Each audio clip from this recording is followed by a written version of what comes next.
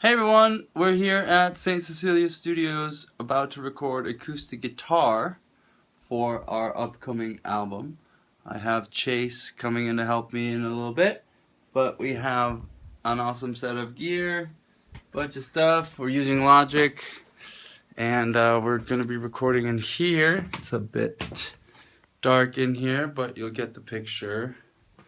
We're going to use these two mics. I think that's probably what we're going to do. We're setting this up in a few minutes, and then we're going to try to knock out the 11 songs that we've recorded last weekend. So, wish us luck.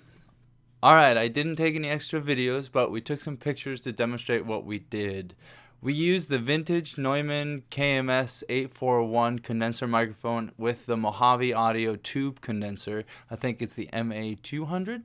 The reason we put them together was because the Neumann is pretty bright and the Mojave is pretty thick and warm, so together they were giving us a pretty good overall balanced sound. We plugged them through a compressor where we were compressing slightly on the peaks just to tame the transients, so only about a couple of dB maximum there. We then ran them through the Neotech preamps at St. Cecilia Studios with just a simple high-pass filter at about 50 Hz or so. We tried a few guitars, and as much as I love my Breedlove Acoustic, we ended up using St. Cecilia's Taylor 414 because it just had that bright but balanced sound that sounded best through the microphones. Once we had picked the mics and the guitar, we moved the mics around until they sounded the best. I'd originally wanted to get the Neumann mic around the sweet spot of the 12th fret and then have the Mojave pick up the overall sound of the guitar a bit further away, but sometimes the thought process behind something doesn't equate to what actually sounds good, so we finally ended up with the mics more or less on top of each other, in phase, each one giving their own characteristic to the sound.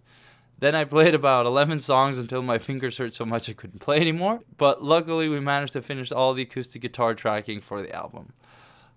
I'll let you hear a small bit of it here. So I'll let you hear both of the mics here, and then I'll show you them together.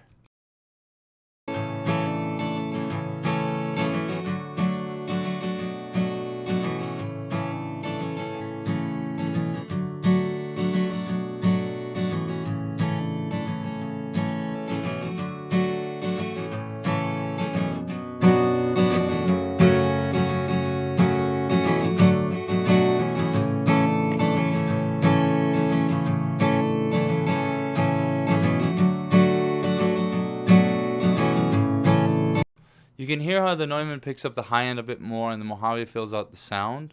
You might also think it's still too lacking in the lows, but I think that once you add the bass in, the frequency spectrum will be filled out nicely. So instead of having to cut some low mids in the mix to make room for the bass, I think the choice of instrument and microphones has done most of the mixing for me. So I'll let you hear that with the bass.